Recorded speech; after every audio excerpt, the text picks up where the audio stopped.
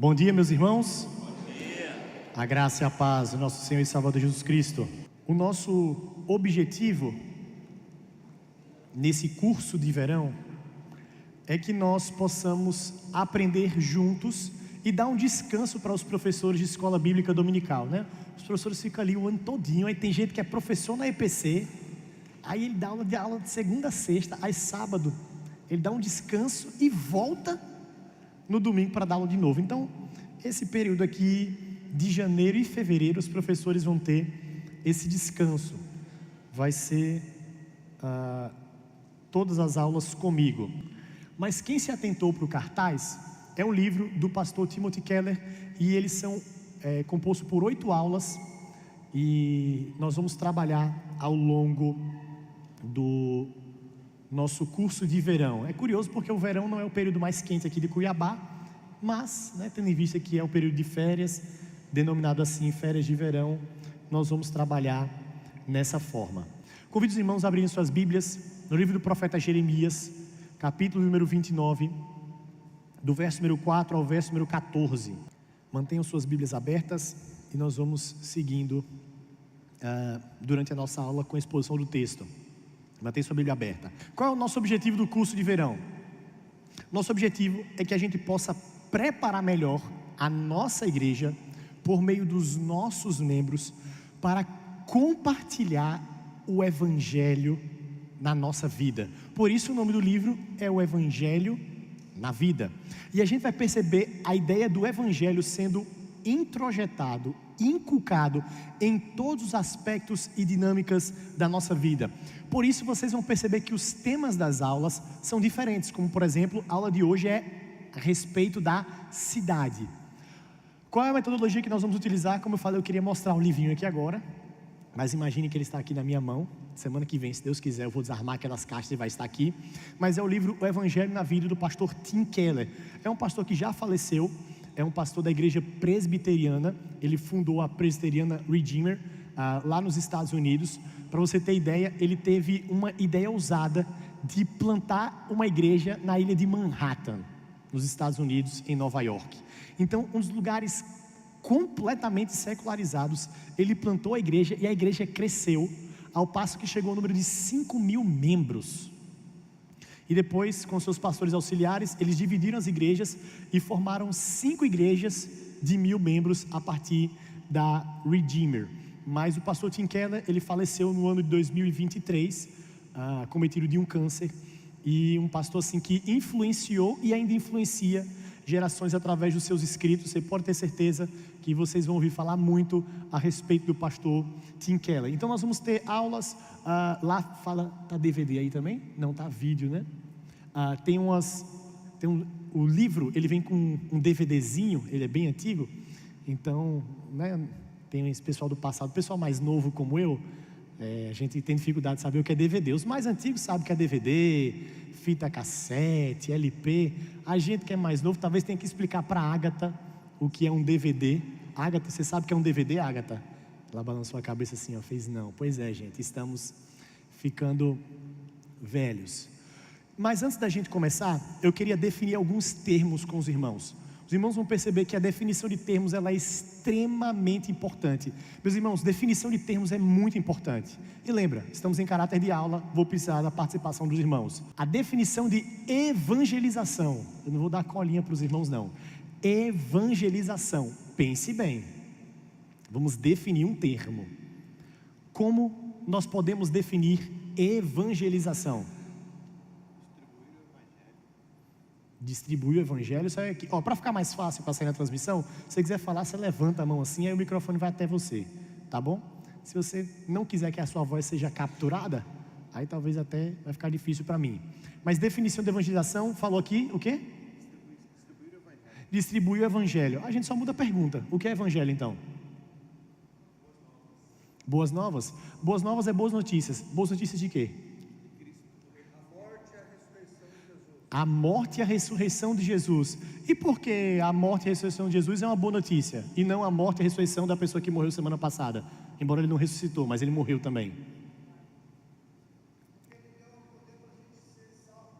porque deu poder para a gente ser salvos, mas vamos voltar à definição dos termos. Definição de evangelização. A gente fala muito sobre evangelização. Meus irmãos, nós precisamos aumentar o nosso evangelismo. A gente precisa trabalhar sobre evangelização. O que é evangelização?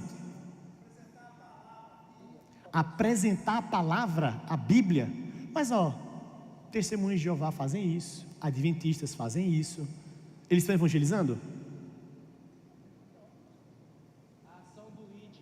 A ação do ID. ID o quê? Eu saí lá de Vitória e vim para cá. Eu vim pregar. Pregar o quê?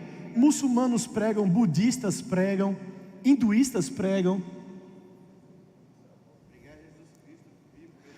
Pregar Jesus Cristo vivo e ressurreto. E se eu mudar Jesus Cristo para Maomé, que é o que também os muçulmanos falam, é evangelização?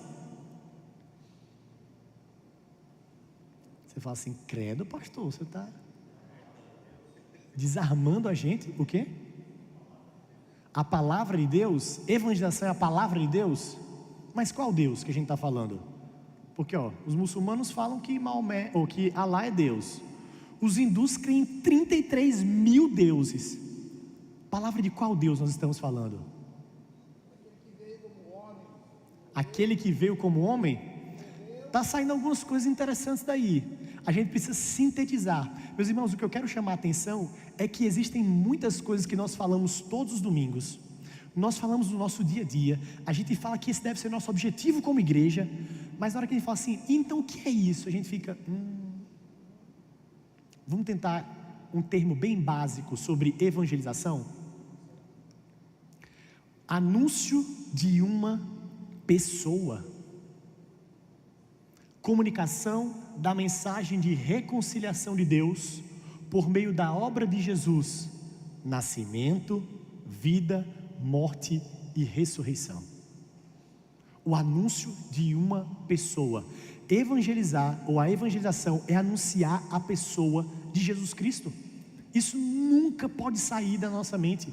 Se a gente está falando sobre levar o evangelho, e aí se a gente for pensar essa palavra evangelho no grego, saiu aqui a tradução dela, é o quê? Boas novas, boas notícias. Essa palavra, ela era comum daqueles dias. Quando os gregos ganhavam a batalha, sabe o que é que eles viam gritando? Evangelho, evangelho, evangelho, evangelho. Ou seja, eu tenho uma boa notícia. Qual é a boa notícia? Ganhamos a batalha. Aí nós nos apropriamos dessa palavra. Evangelho é a boa notícia. Que boa notícia? A reconciliação de Deus por meio da obra de Jesus. É claro que ainda está bem enxuto aí, porque para que nós tivéssemos a reconciliação por causa de quê? Qual palavra está faltando aí? Pecado. Então, quando nós vamos abarcar a ideia do Evangelho de Deus, a história da redenção, ela pode ser resumida em 4 etapas. O Deus Criador começa a parte da criação. Por que começa a parte da criação? É quem estabelece as leis, é quem estabelece os princípios, é quem diz o que é certo e o que é errado. E o homem pecador, ou até rima, Deus Criador, homem pecador. O homem desobedeceu as leis do Criador, então ele ficou rebelde. Nós vamos chegar mais à frente com isso, mas só para aguçar. Você já percebeu quando você fala assim, olha, Deus quer te salvar? E às vezes a pessoa fica, mas salvar de quê? Porque as pessoas não entendem condenação gerada pelo pecado.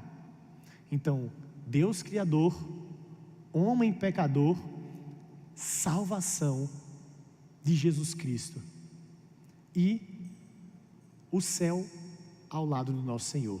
Esses são os 4 pilares. Alguns chamam de plano da salvação. Talvez você já viu algum pastor, alguma criança, algum lugar que vai ter aquelas bolinhas assim, né? Alguns mudam as ordens, mas qual a ideia? O céu, ou melhor, Deus criou o mundo, o homem pecou, Jesus Cristo veio e morreu na cruz do Calvário, Ele nos lavou com seu sangue e nós temos a esperança da vida eterna. Então essa é a mensagem do Evangelho que permeia toda a história da Bíblia. E aí nós vamos perceber 2 aspectos também de igreja. Pense em igreja como membros do corpo, ou seja, nós que fazemos parte do corpo de Cristo, e a ideia da igreja local, a comunidade onde essa igreja, esses membros congregam. Então é tanto um movimento individual, mas também um movimento coletivo. Sabe por que eu estou falando isso? Porque muitas vezes fala assim: olha, a nossa igreja tem falhado na evangelização. Aí o que é que nós pensamos? É verdade, nós não temos nenhum programa de evangelização na nossa igreja. A gente nunca olha e fala assim: realmente, faz tempo que eu não falo de Jesus para as pessoas. Então é um movimento duplo, é pensar em nós enquanto comunidade, mas também pensar em mim enquanto indivíduo.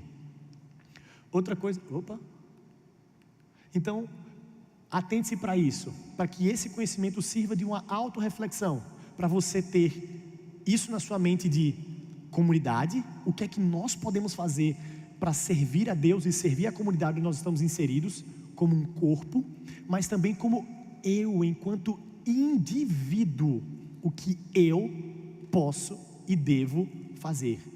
Porque quando a gente fala sobre evangelização, a gente fica, acotovelando. Tá vendo aí, presbítero? A gente não tem isso. Tá vendo? Precisa fazer isso. Precisamos de evangelizar mais. Vamos contratar um evangelista. Será que é disso o que a palavra de Deus está falando?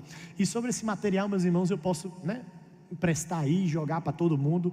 Não precisa se preocupar não é um negócio exclusivo não, é para todo mundo. Afinal é do próprio livro, ok?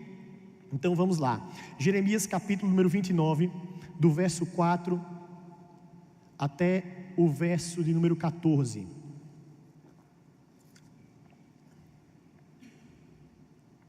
Assim diz a palavra do nosso Deus.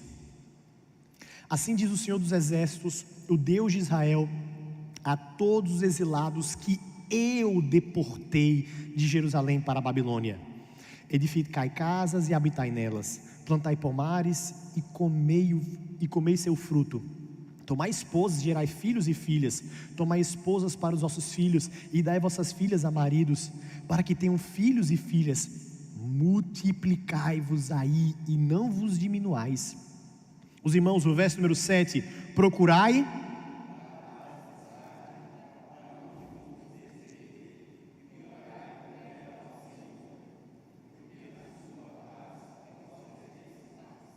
porque assim diz o Senhor dos Exércitos, o Deus de Israel: não vos enganem os vossos profetas que estão no meio de vós, nem os vossos adivinhos, nem dei ouvidos aos vossos sonhadores, que sempre sonham segundo o vosso desejo, porque falsamente vos profetizam eles em meu nome. Eu não vos enviei, diz o Senhor.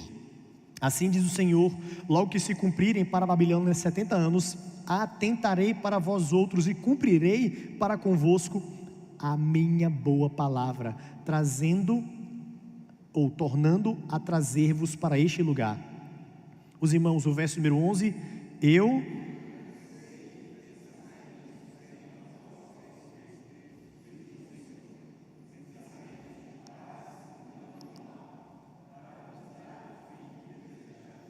então me invocareis, passareis a orar a mim, e eu vos ouvirei. Buscar-me-eis e me achareis, quando me buscardes de todo o vosso coração. Serei achado de vós, diz o Senhor, e farei mudar a vossa sorte. Os irmãos, até o final do verso 14.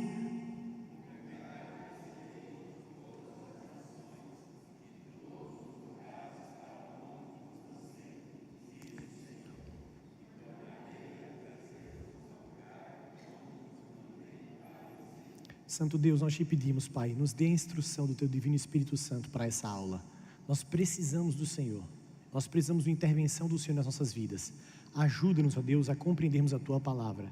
É assim que nós choramos, no nome santo de Jesus, que morreu na cruz do Calvário, mas hoje vive e reina por todo sempre. Amém. Meus irmãos, a Bíblia, a palavra de Deus, a verdade de Deus que foi revelada para nós, ela é preciosa nos mínimos detalhes. Existem detalhes que, se nós lermos de uma maneira despretensiosa, nós vamos perder a sua preciosidade e a sua profundidade. Logo quando a gente começa o texto que nós acabamos de ler, no capítulo 29, verso número 4, o texto traz uma informação muito importante para nós. Assim diz o Senhor dos Exércitos. E o profeta, ele tinha essa característica: assim diz o Senhor. Essa é a revelação. O Senhor fala dessa forma: vocês estão na Babilônia por causa de um rei mau e poderoso. Não é assim que está aí na sua Bíblia? Vocês estão na Babilônia por causa das suas defesas fracas em Judá, e vocês chegaram aí por causa da força do inimigo. Não está assim na sua Bíblia, verso número 4? Não? Está como aí? Acho que talvez eu li errado. Quem deportou? Se falar assim, diz o Senhor dos Exércitos, ou seja, Deus está falando por meio do profeta: eu deportei vocês. Para nós entendermos essa primeira aula sobre a cidade, a forma como nós vivemos no mundo, a forma como nós vivemos literalmente a nossa cidade, Cuiabá, a nossa querência, a nossa terra, a gente precisa entender que quem nos colocou nesse lugar foi Deus. Foi Deus quem tirou o povo da terra prometida, que Ele tinha prometido a Abraão, Isaac e Jacó, que Ele fez com que Moisés caminhasse com o povo no deserto, que Ele levantou Josué para fazer com que o povo entrasse na terra. Foi Ele que levantou e solidificou essa cidade e esse povo no período de Davi e posteriormente no período de Salomão. Essa terra que o Senhor prometeu ao povo, foi Ele que tirou ou foi o Senhor que tirou eles daquela terra e levou para o cativeiro. O cativeiro não foi obra do acaso, o cativeiro não foi porque a Babilônia era uma nação ímpia, mas poderosa, mas foi o Senhor que colocou eles lá. Volte seus olhos, por favor, Daniel capítulo 1. A gente vai ver mais uma vez essa marca. Daniel capítulo 1. Jeremias, um profeta que foi pré-exílico e exílico. Se eu falar essa linguagem pré-exílico e exílico, os irmãos entendem? Pré-exílico, antes do exílio, exílico no exílio. E os profetas pós-exílicos. Daniel capítulo 1. Olha o que é que vai ter logo no início aí. No verso número 2, todos juntos. Daniel capítulo 1, verso 2. O Senhor...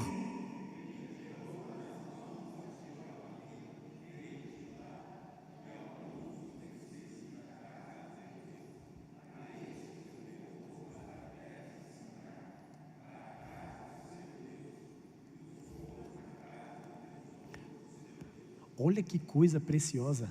O texto bíblico fala: Deus entregou o rei, a nação e os utensílios do templo.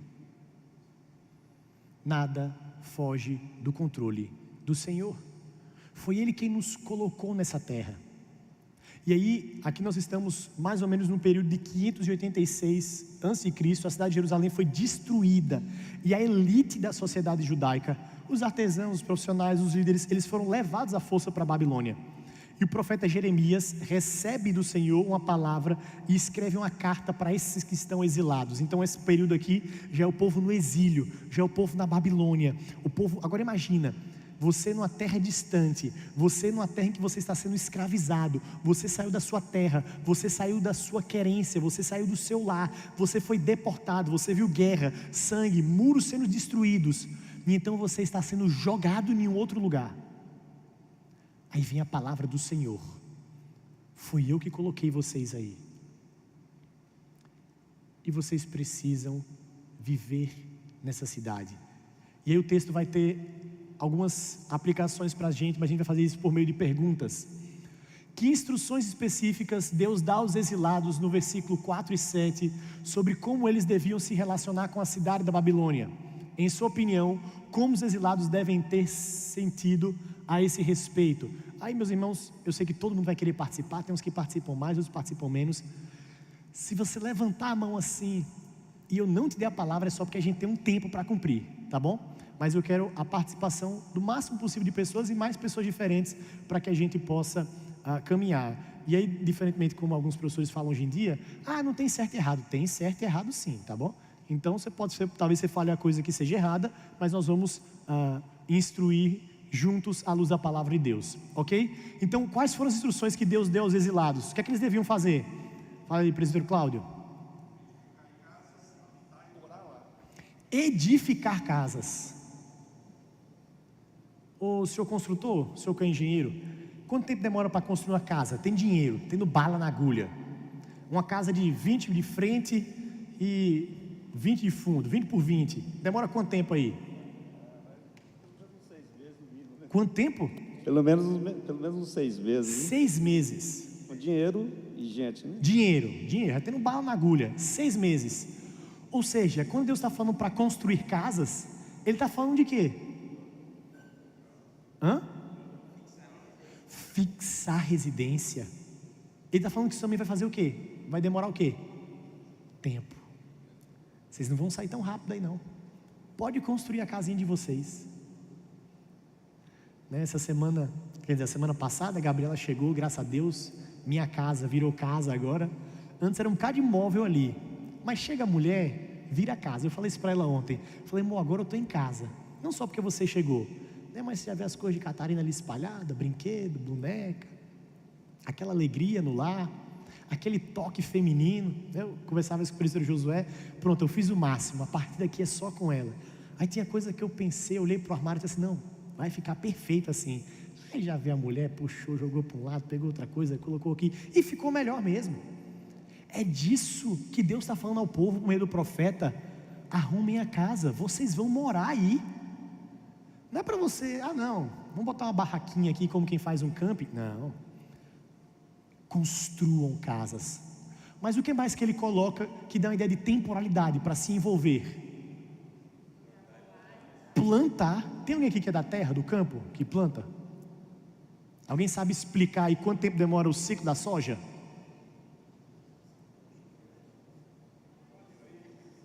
Falaram que eu vim para o povo do agro. 4 meses entre plantio e colheita. É disso que ele está falando. Mas hoje tem um fator chamado máquinas, agrotóxico. Naquela época não. Plantar pomares demorava, era com as estações. Quando eu estive na África, lá é muito comum, porque eu cheguei lá e era o tempo da laranja. Então tinha laranja para tudo quanto é lugar. E o povo tudo doido comendo laranja. Eu falei, gente, que alegria essa por laranja. Aí eles falaram, é porque hoje é o tempo da laranja, depois não tem mais. Eu fiquei, eita, é mesmo. Lá ainda não tem esse desenvolvimento de agrotóxico, comida o tempo todo. Logo, é só no tempo. O Senhor diz, vocês vão plantar, vocês vão se envolver nessa cidade. E como é que você acha que o povo ficou? Tendo em vista que eles estavam no meio do cativeiro.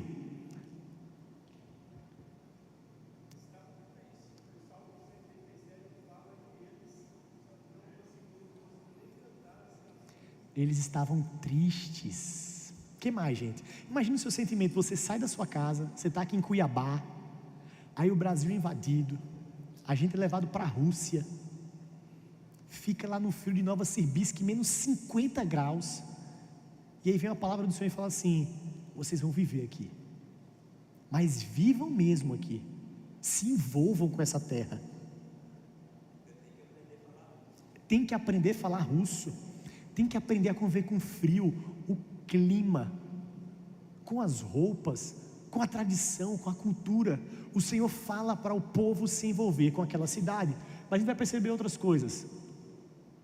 Qual a relação que tem entre fazê-los prosperar no versículo 11 e a prosperidade da cidade no versículo 7? Leia aí, fazê-los prosperar no verso 11 e a prosperidade da cidade no verso 7. Qual a relação? Quem souber, levanta a mão e fala. Vamos lá, verso de número 11. Eu aqui sei que pensamentos têm a vosso respeito, diz o Senhor, pensamentos de... Opa, peraí, eu troquei os versículos. É 11 mesmo, né? Tem um pensamento de paz, não de mal, para vos dar-vos, a fim de que não desejeis. Aí verso 7, procurai a paz da cidade, para onde vos desterreis, e orai por ela ao Senhor, porque na sua paz vós tereis paz. Qual a relação que tem a respeito da paz do Senhor que promete ao seu povo, os pensamentos que ele tem de paz e não de mal, e a relação que o povo deveria ter com aquela terra de paz? Qual a relação que se tem aí? Uma relação direta, a gente chama isso de relação de causa e efeito, né? À medida que a cidade tem paz e tem prosperidade, os moradores da cidade, inclusive esses que chegaram deportados, também vão ser prósperos e serão bem-sucedidos. Uma das coisas que a gente precisa atentar aqui é que Deus está querendo que o povo, já que foi Ele que colocou o povo lá, Ele diz assim, eu é que sei que pensamentos eu tenho a vosso respeito, pensamentos de paz e não de guerra, pensamentos bons e não os pensamentos maus. O que o povo precisaria entender é que eles precisavam deixar de lado um egoísmo, um revanchismo, e eles entenderem que foi Deus que plantou o povo naquele lugar. olhar mais para a promessa de Deus do que para uma tentativa de vingança. E aí eles deveriam se lançar naquela terra. A paz daquela cidade estava diretamente ligado à forma como o povo iria viver a promessa de Deus. De quê? Plantar casa, plantar pomares, edificar casas, habitar na terra. A paz da cidade dependia de quem? Do povo e da relação do povo para com Deus. Meus irmãos, nós muitas vezes temos um engano a respeito da situação da paz ou do shalom na nossa terra. Nós achamos que a culpa é de quem? Brasília, Palácio do Planalto, STF. Não. A culpa é de quem? Nossa. Quem tem a responsabilidade de ser sal e luz? Quem tem a responsabilidade de anunciar a fé? Quem tem a responsabilidade de transmitir a verdade do Evangelho? Somente nós. Nós não podemos esperar que trevas compartilhem da luz. Então a responsabilidade de retardar o apodrecimento do mundo, ou seja, a responsabilidade de ser sal da terra, é da igreja. E entender que esse mundo, ele é mau mesmo. Então vai ficar pior, vai piorar cada vez mais. Não é um aspecto de um espectro político de direita ou esquerda, vermelhos, azuis, amarelos, rosas, laranja, não é isso. É um problema de rebeldia contra Deus. E que nós, enquanto igreja, precisamos fazer é nos envolvermos com essa terra. E aqui vem um ponto muito importante, porque precisamos ter um equilíbrio. Existem grupos de pessoas que vão para dois lados.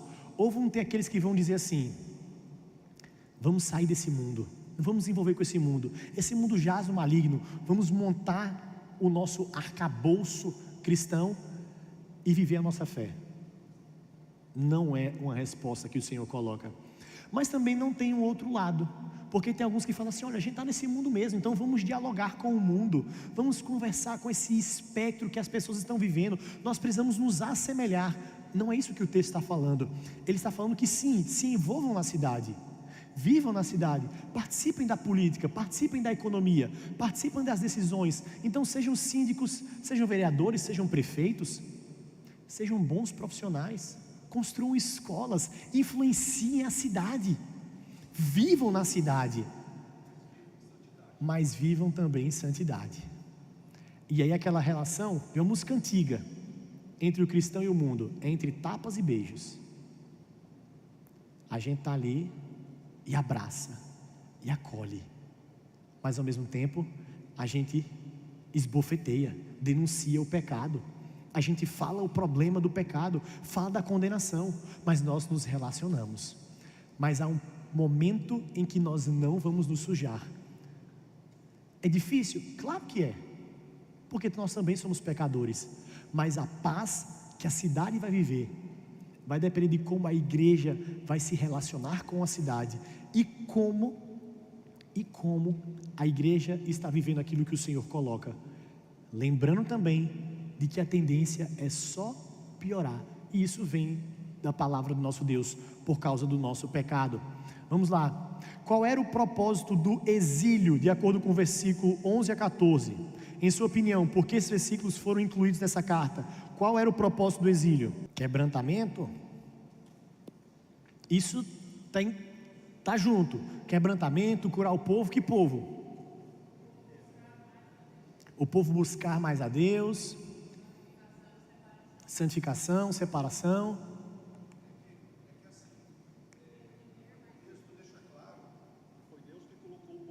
Deus colocou o povo lá. Consequência de uma desobediência, não é? Consequência de desobediência, então, perfeito.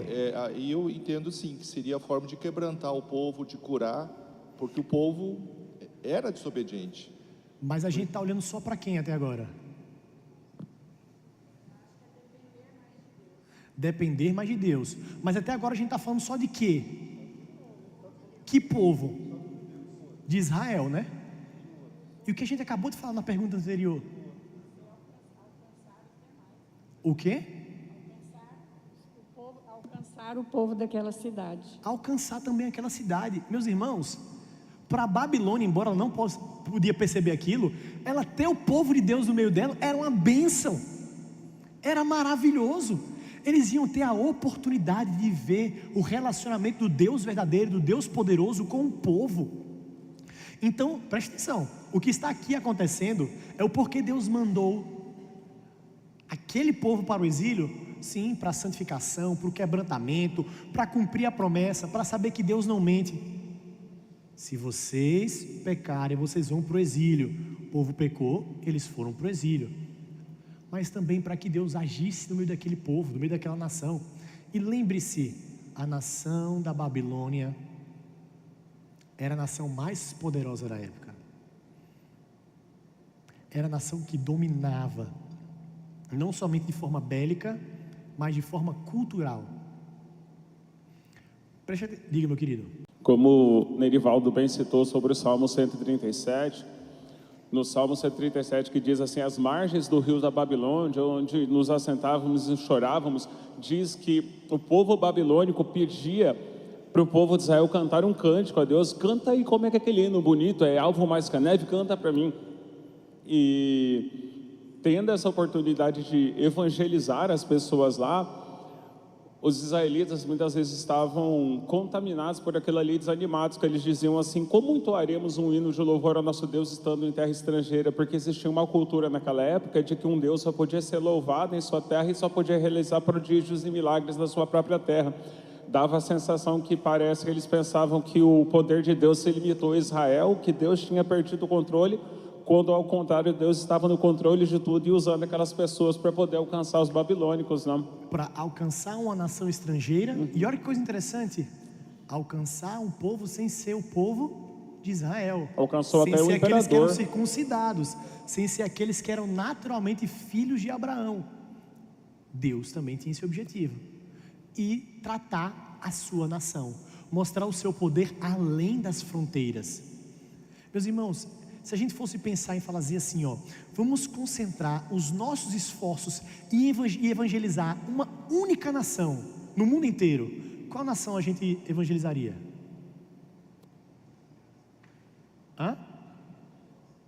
A nossa? Não. Se a gente for pensar assim, vamos mandar todos os missionários do mundo para uma única nação, qual seria estrategicamente uma boa alternativa? Israel? Países árabes? Não entendi. Por quê? Porque ela hoje é a nação suprema que controla o mundo. Esse é um ponto importante. Ele falou os Estados Unidos. Por quê?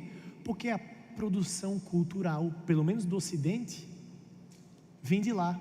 A forma como a gente pensa comida, culinária, a mesma coisa, né? Comida, roupa, cinema, música, esportes, tudo gera de onde?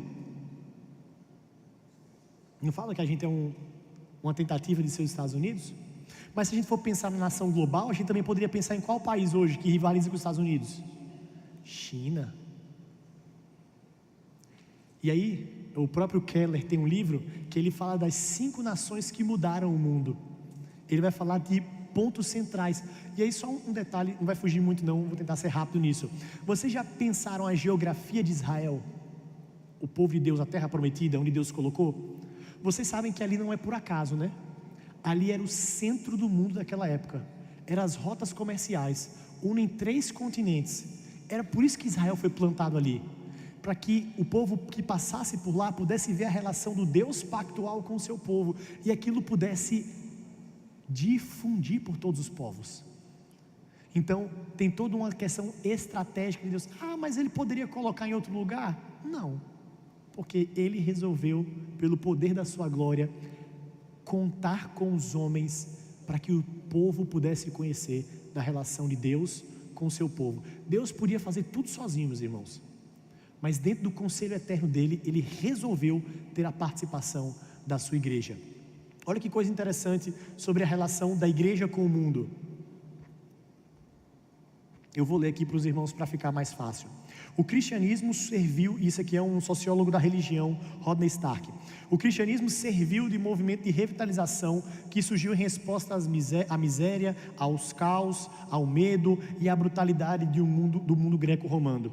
O cristianismo revitalizou a vida em cidades, proporcionando novas normas e novos tipos de relações sociais capazes de lidar com muitos problemas urbanos, aqui estava errado, perdão, urgentes. Às cidades repletas de moradores de rua e de pobres, o cristianismo ofereceu caridade, bem como esperança. Às cidades repletas de recém-chegados e desconhecidos, o cristianismo ofereceu uma base imediata para vínculos pessoais. Está errado também, perdão. Às cidades dilaceradas por conflitos étnicos violentos, o cristianismo ofereceu uma nova base para a solidariedade social. E as cidades que enfrentavam epidemias, incêndios e terremotos, o cristianismo ofereceu serviços efetivos. Podemos dizer ainda hoje o mesmo sobre o cristianismo? Justifique sua resposta, caso ela seja negativa. De que forma o cristianismo revitaliza a vida na área em que você vive? E aí um detalhe importante: embora seja um sociólogo da religião, não é um cristão. Ele faz um recorte historiográfico a respeito de como ele entendia o cristianismo no primeiro século, e ele percebe a atuação do cristianismo na sociedade, o quanto isso foi benéfico. Então, tinham epidemias, os cristãos eram os que iam lá e estendiam a mão. Tinham incêndios, eram os cristãos que davam a sua roupa para as pessoas que perdiam tudo. A igreja atuava de uma forma forte e imponente, isso era visto. Isso acontece nos dias de hoje ainda? Na sua opinião? Alguém que ainda não participou, que queira participar, que essa é mais fácil, eu acho. Alguém que não participou, que não falou no microfone. Você acha que isso acontece ainda? Um de cada vez. Pastor, eu vejo assim, pegando como exemplo o que aconteceu no Rio Grande do Sul, eu vi assim, muitas igrejas fazendo doações, já, lá de, acho que é Canoas, não sei, da região isso, ali, Canoas. Também participou muito ativamente, embora parte dela foi atingida também, parece, né?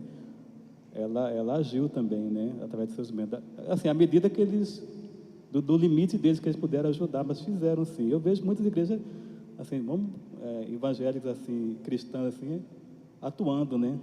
Também, né? Essa é a visão que eu tive também. Pegando exemplo do Rio Grande do Sul, né, que foi mais recente para a gente, né, que foi um problema muito grave que aconteceu lá, né, das chuvas, né. Eu vejo sim que elas atuam bastante, sim, conforme os seus limites que eles possam, físico que eles atuam, eles agem sim, né. De certa forma eu vejo isso. Esse é o principal papel da igreja? Esse é o principal papel, a principal função da igreja? Não.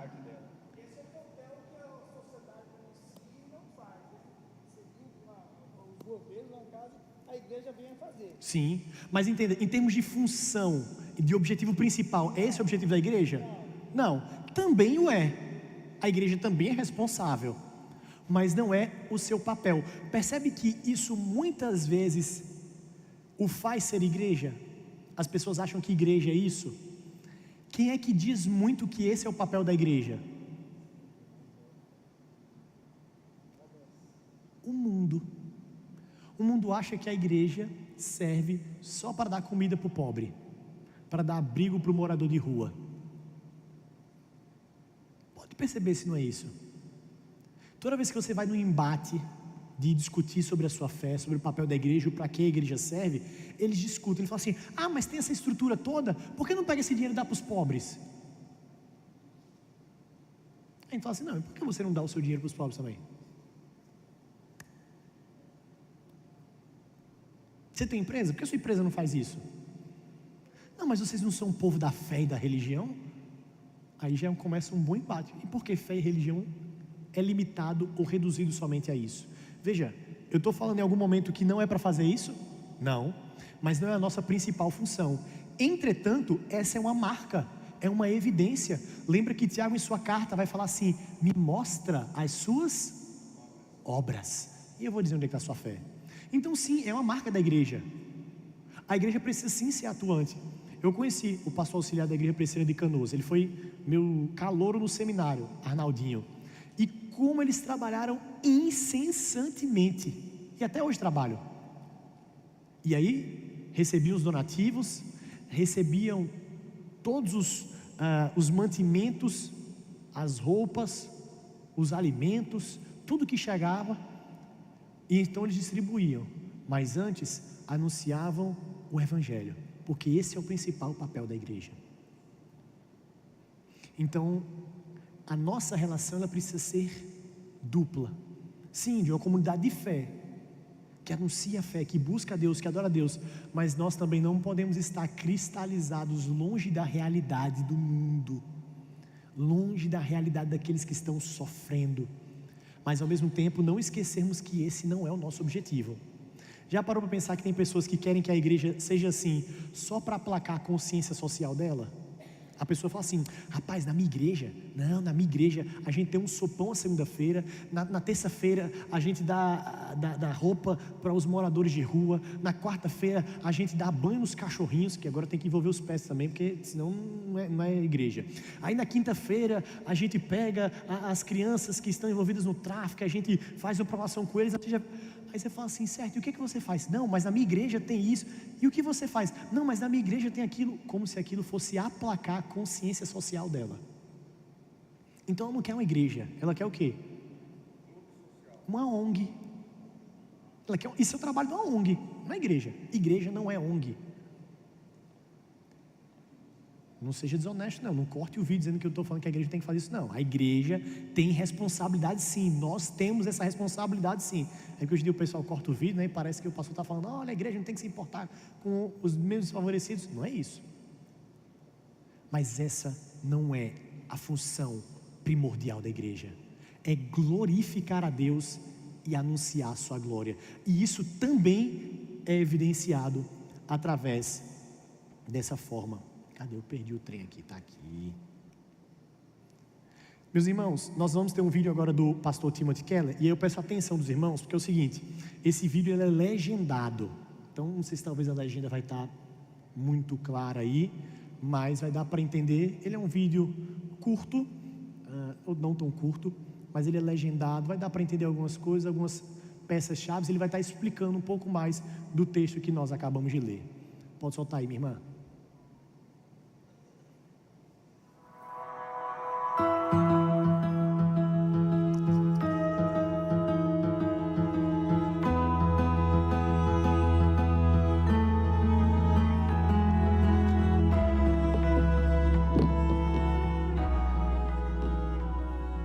It's the 6th century BC, and the people of Israel have been taken captive. They are in exile in the beautiful, brutal city of Babylon. Their task? The exiles have to work out their relationship with this new place where they find themselves, living among people whose values and beliefs and practices differ vastly from their own. The Babylonians want the exiles to move into the city and lose their spiritual identity. That was the whole reason they took them to Babylon. They expected that after a couple of generations, the children and grandchildren of the Israelites would assimilate, and they would lose their identity as a distinct people. So the Babylonians were saying, in effect, come on into the city, take on its values, love it, be assimilated by it. The Israelite false prophets, like Hananiah, however, had a different viewpoint. They counseled that if the exiles wanted to keep their spiritual identity, they needed to stay out of the city. They needed to stay on the Kebar Canal or the other places that the first exiles settled, and they were to have minimal contact with the hated metropolis of Babylon. So the prophets were saying, in effect, stay out of the city, exploit it, use it, disdain it. So the Babylonians say, move into the city and lose your spiritual identity. The false prophets say, don't move into the city and keep your spiritual identity. But God, through Jeremiah, tells the exiles in the most startling way, move into the city and keep your spiritual identity. In fact, God calls them to move in and serve the city out of their distinct spiritual identity. God says to the exiles in Jeremiah 29:7, seek the peace and prosperity of the city to which I have carried you into exile. Pray to the Lord for it, because if it prospers, you too will prosper. This must have been utterly astonishing to the exiles. Here's God calling the Jewish exiles to serve the common good of the pagan city. Here's God saying that his people's joy and prosperity will be found in seeking the joy and well-being of the pagan city in which they are in exile.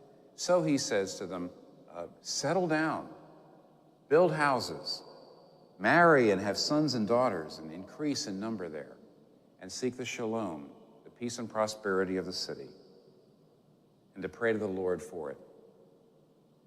Now, Jeremiah does say that there will be judgment if the city of Babylon does not repent. So the Israelites should not close their eyes to its wickedness.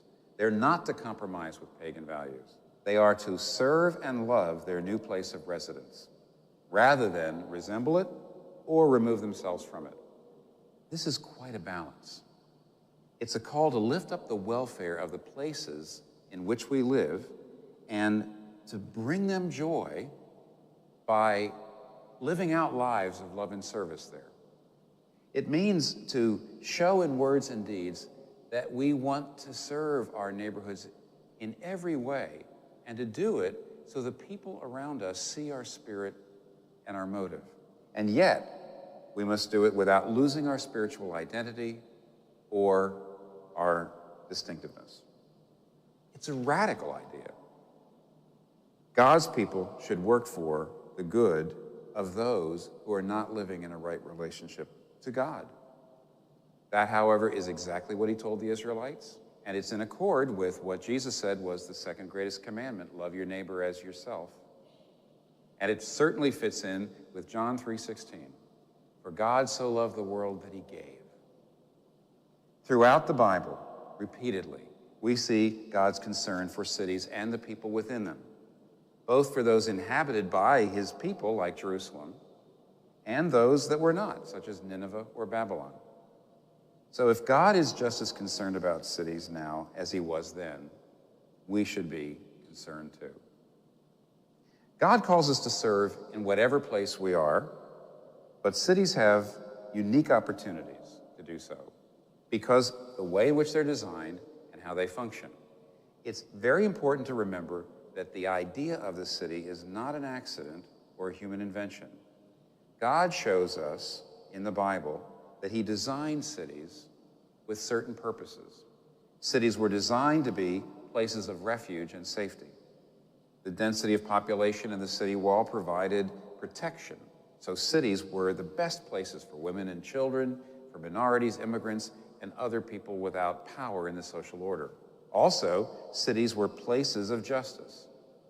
Outside, it was every man for himself, where conflicts were resolved with sheer power. But in cities, there was jurisprudence. Third, cities were to be places of culture development. The city market square was where the most numerous and diverse commercial, social, political, and cultural connections could be made.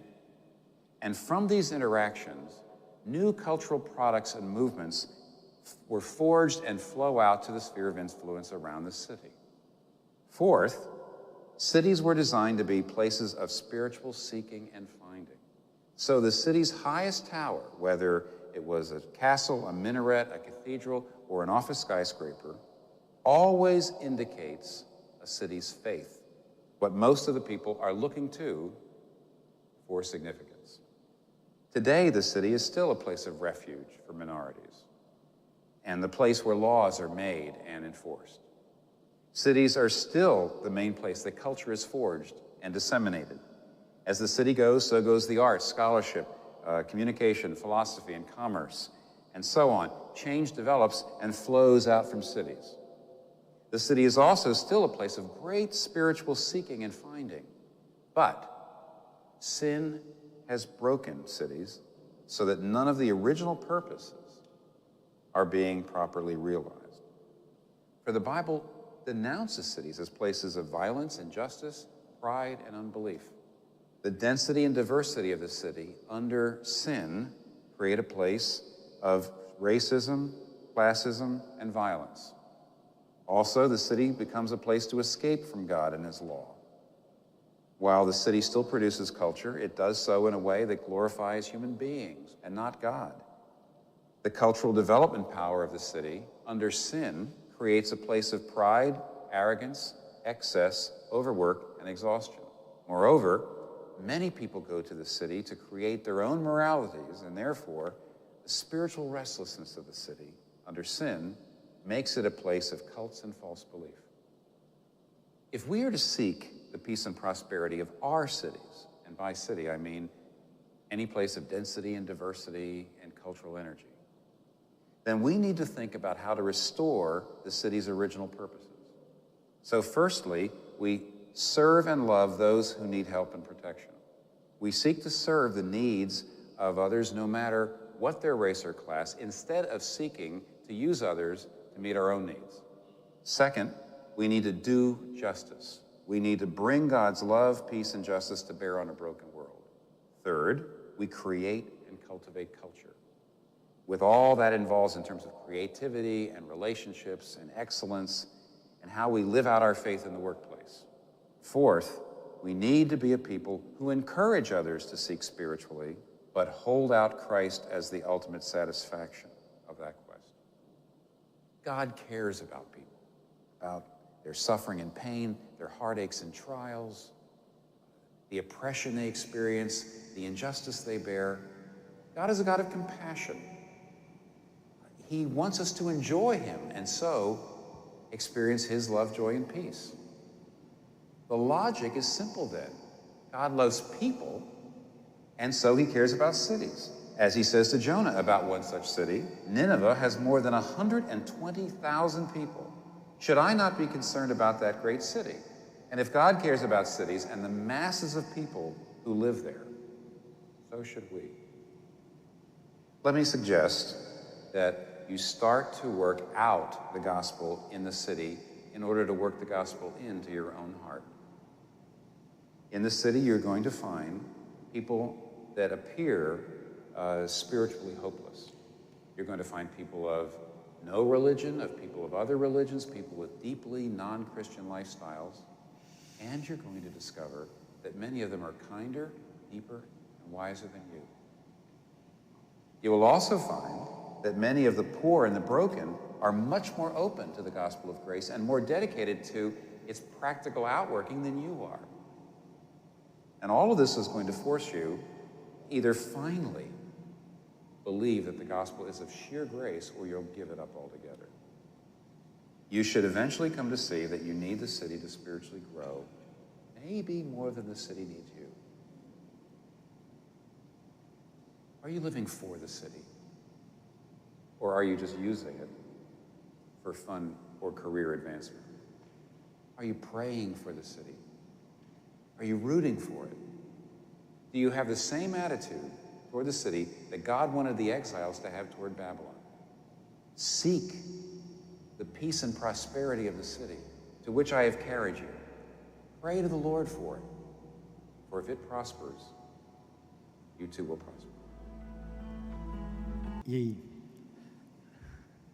Alguma coisa no vídeo foi novo ou causou impacto para você? Um de cada vez aí. De preferência também pessoas que ainda não falaram. O que mais causou impacto foi que ele falou que nunca tinha pensado antes. Orar pela cidade.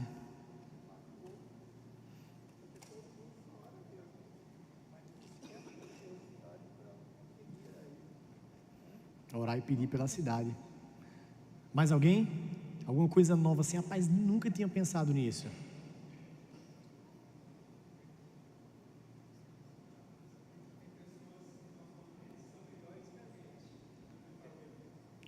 Isso mexe com a gente, né? Tem pessoas que são crentes ou que não são crentes e são melhores do que a gente.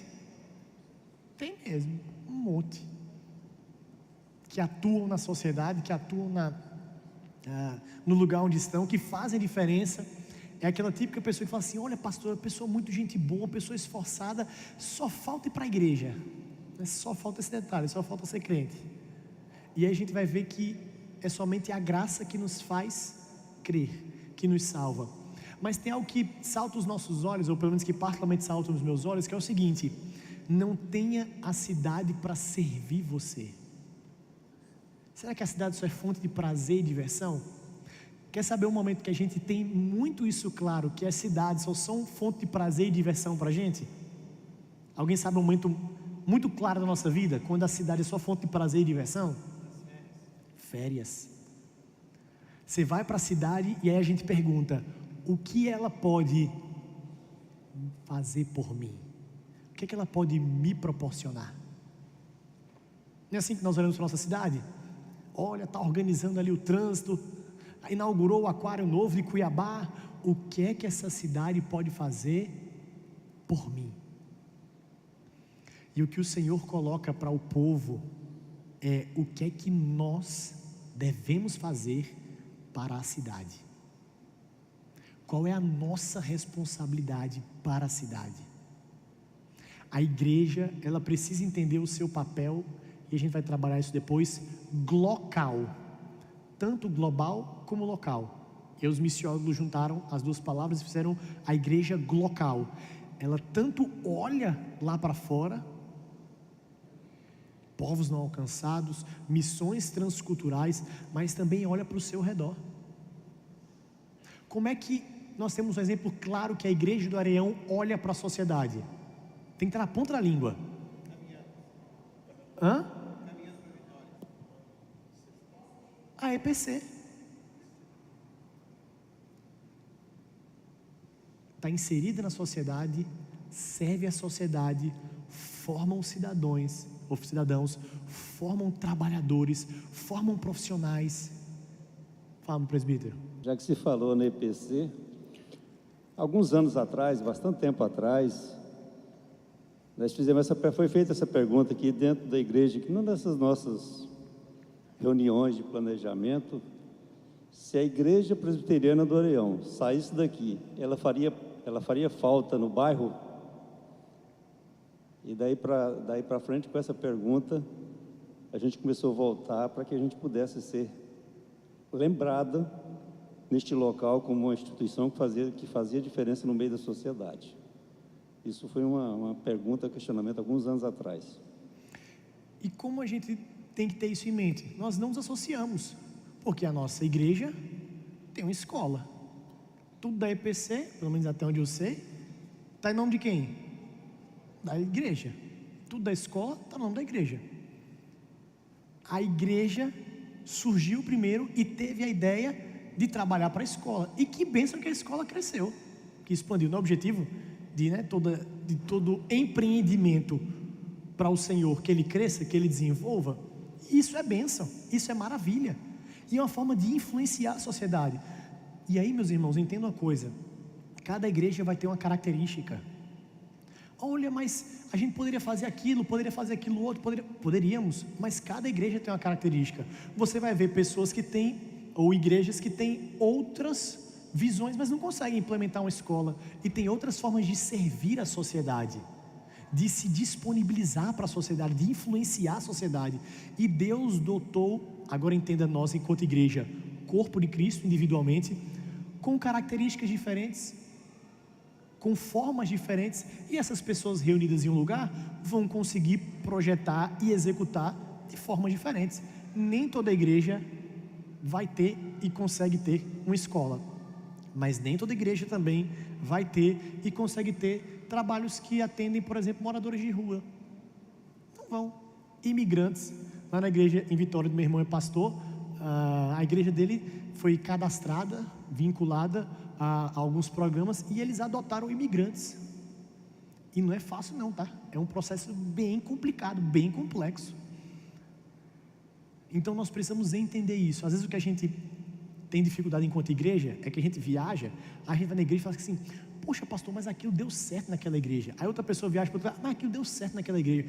Aí a gente quer pegar os ministérios que mais dão certo nas igrejas que nós somos e queremos que tudo dê certo na nossa igreja. Não vai dar, não. Não existe igreja perfeita. Não existe igreja que consegue contemplar todas as áreas. Mas o que nós precisamos entender é que nós estamos para servir a cidade. Mas lembre, daquela forma, nós servimos sem deixar de denunciar o pecado, estender a mão, mas também mostrar a graça e o Evangelho de Deus. Isso anda lado a lado. Estamos caminhando aí para terminar. Esse pastor na Índia diz assim, ó: Cristo e as cidades, é o livro dele. As cidades não devem, tem mais um erro aí, não devem ser vistas como monstros, mas como comunidade de pessoas com necessidades. Como você enxerga o lugar em que vive? Que emoções lhe vêm à mente? O que você valoriza nesse lugar?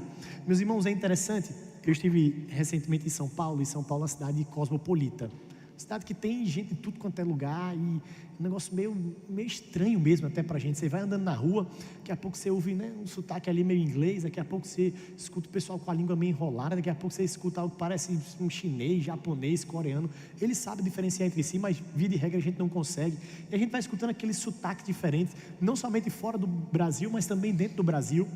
E como você enxerga pessoas que são diferentes de você? Mas uma coisa em comum a todos: carência de Deus, necessidade de Deus. Portanto, quando nós olharmos e andarmos para a nossa cidade, não olhe como inimigos que estão tentando também buscar o mesmo lugar que você quer na sociedade. Não olhe para o seu colega no banco, na faculdade, na universidade, no seu trabalho, na sua escola, como um inimigo que está tentando alcançar o mesmo lugar.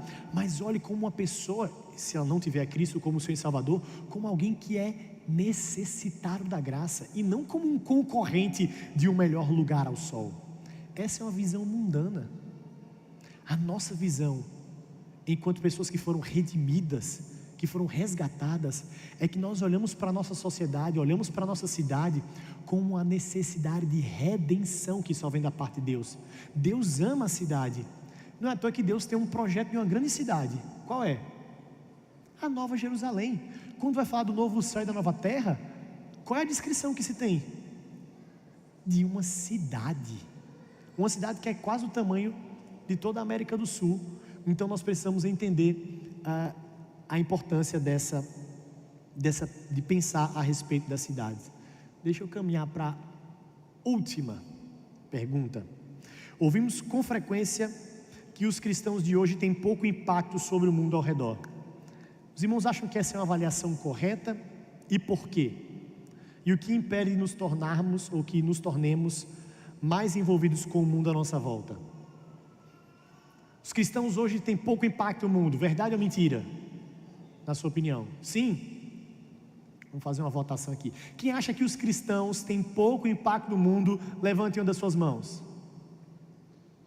Tem pouco impacto, levanta a mão. Levanta a mão, gente, pelo amor de Deus. Pouco impacto. Os cristãos têm pouco impacto no mundo. Eu acho que a igreja tem pouco impacto no mundo. Levante uma das suas mãos. Pode abaixar. Quem acha que não? Os cristãos têm muito impacto no mundo. Levante as suas mãos. Pode abaixar. Quem não acha nada? Eu não sei se tem muito impacto, se tem pouco. Meus irmãos, é muito difícil mensurar impacto no mundo. Poxa, eu estou falando do mundo. O mundo é muito mundo, é 8 bilhões de pessoas. São mais de 200 países. Um monte de língua, de cultura diferente. Mas quando nós pensamos sobre o impacto no mundo, ele poderia ser em diversas áreas. Você poderia falar economia, na parte social, na parte de produção cultural. Então vamos reduzir um pouco. A nossa igreja, ou a igreja brasileira, tem impacto no Brasil? Sim ou não? Ficou dividido. Quem acha que a igreja brasileira tem impacto no Brasil, levante as suas mãos. Tem impacto? Abaixa. Quem acha que não tem impacto, levante as suas mãos. Se acha que não tem impacto, por quê?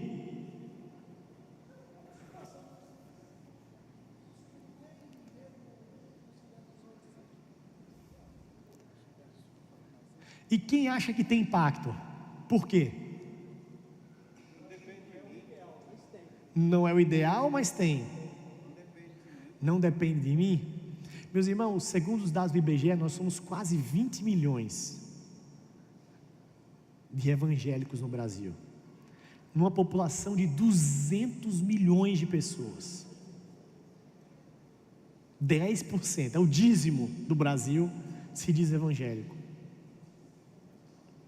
E se a gente fizer uma redução pensando na cidade de Cuiabá, a igreja cuiabana impacta na sociedade cuiabana?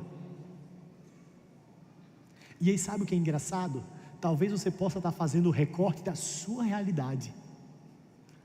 Talvez você trabalha no banco e fala assim: rapaz, eu olho aqui para o lado e não tem impacto nenhum. Os crentes aqui são os piores que tem. Os crentes... Leva lá o microfone lá para o meu Simão. Lá no final, por favor. Os clientes que são crentes são os piores. Ou os bancários que são crentes são os piores. Aí você trabalha talvez com políticos, você fala assim: nossa, aqueles que se dizem crentes são os piores que tem. Fala aí, meu irmão. Um tempo atrás, uns 2 anos atrás, bom dia, irmãos, alguém que trabalha lá naquela delegacia de desaparecidos, volte e meia no Facebook, a gente vê lá, desaparecida, mocinhas, 14, 15. Aí a pessoa que trabalha lá já me falou assim, que 80% das meninas que somem, desaparecem, são entre 14 e 18 anos, menores, que vêm com a promessa, etc. Aí desses 80% que desaparecem, são evangélicas. Isso aí eu não acreditei, né? Que impacto que está tendo. Isso aí é uma esfera da nossa sociedade, que as pessoas se nominam evangélicas, mas não vivem o verdadeiro evangelho, né? O nome está no Serasa, ninguém vê o Serasa porque é algo particular, está lá no Serasa. Dentro da igreja mesmo, as pessoas não cumprem a sua regra, que é entregar o dízimo. O comparecimento na igreja não comparece, poucos. Entendeu? Então, assim, se nominam evangélico, então para mim não está tendo impacto. Cumprir as leis básicas não estão se cumprindo. Quanto mais as leis mais fixas, né? Pagar os seus impostos, etc. E aí Dai a César o que é de César, como o próprio Jesus disse, né? Então, e aí eu volto a falar, muitas vezes é o recorte da nossa visão, ou de onde nós estamos inseridos. Volto a falar, talvez se você for pegar, por exemplo, o presbítero Joseli, ou o pessoal que lida diretamente com a escola, e eles veem, por exemplo, profissionais, professores, talvez eles veem serviços terceirizados que acontecem aqui, veem os meninos crescendo, depois se tornando profissionais, e eles veem que isso é fruto de educação confessional, eles falam assim: tem impacto e muito. Talvez a gente vive em um trabalho muito específico, num ramo muito específico, e a gente olha assim e fala: não tem impacto não, isso aqui não é crente. Então medir impacto é muito difícil. Então como é que nós devemos medir? É como eu estou impactando a sociedade, é como eu estou vivendo o evangelho na minha cidade. Meus irmãos, para terminar e para a gente refletir, a palavra hebraica prosperar significa ter vigor e apresenta crescimento. Quais tipos de crescimento dentro da comunidade cristã podem fazer prosperar os lugares em que vivemos? E aí, para a gente terminar, já pode fechar aí o slide, por favor. É entender que nós enquanto igreja, é que temos a responsabilidade de espalhar a paz de Deus, o shalom de Deus. Nós aqui somos responsáveis de espalhar o shalom de Deus pela comunidade onde nós estamos vivendo.